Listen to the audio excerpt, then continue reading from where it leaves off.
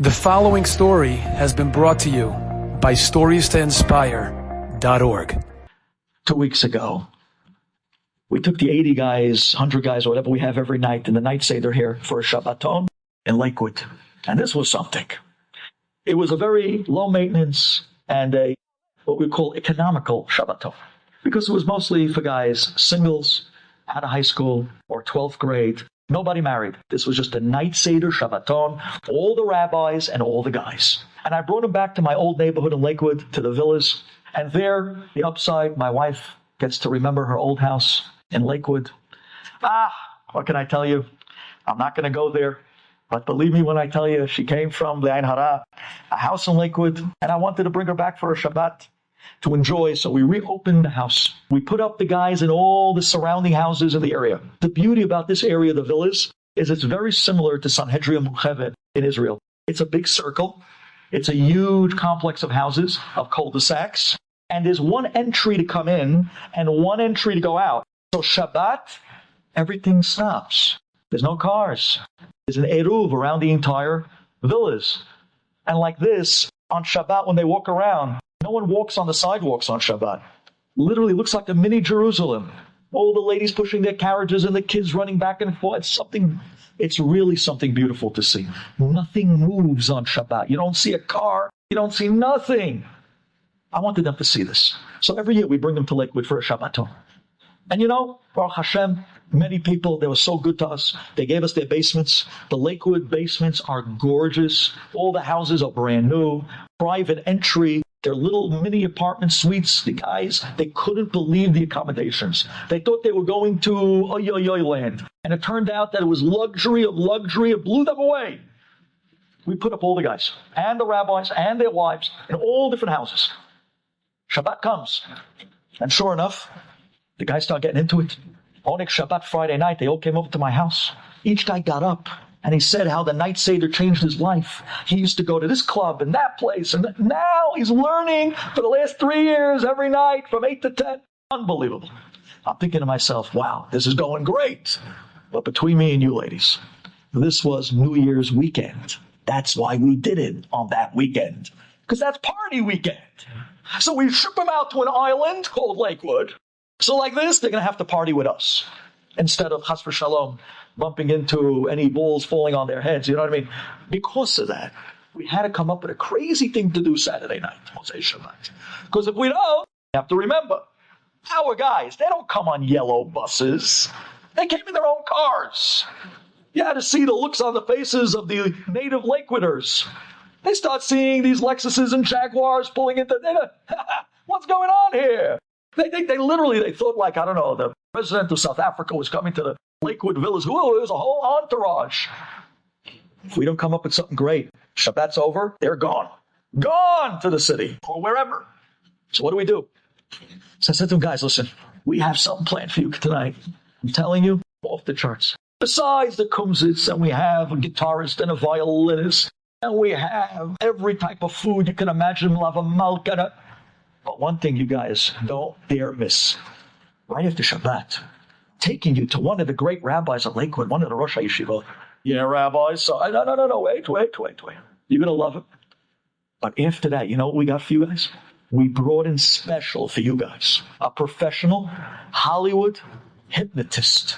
And he is going to do Hypnosis show, and he's going to knock out, literally, 10 guys at a time under hypnosis.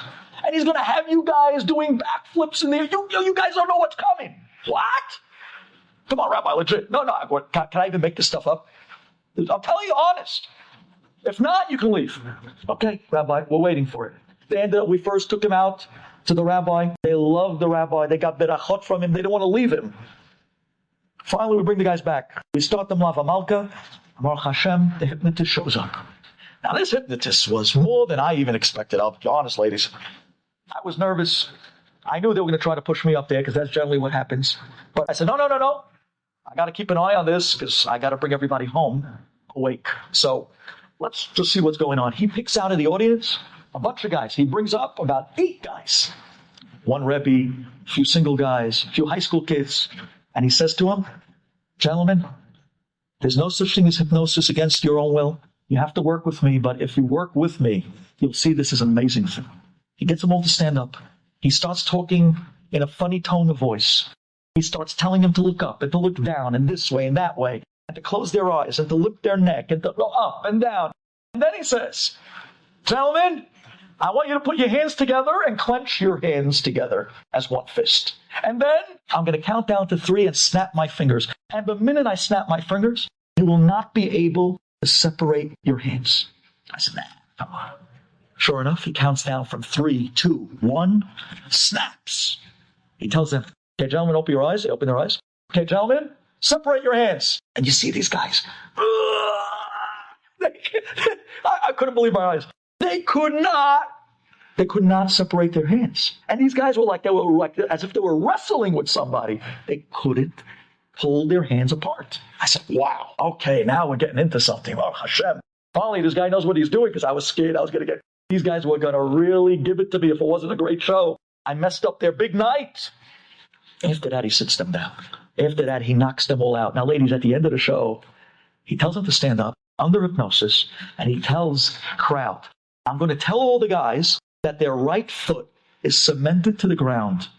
And then I'm going to tell them to open their eyes. I'm going to tell them to play as if they're going back to normal. And I'm going to ask them to go back to their seats and watch what happens when their right foot is as if cemented to the floor.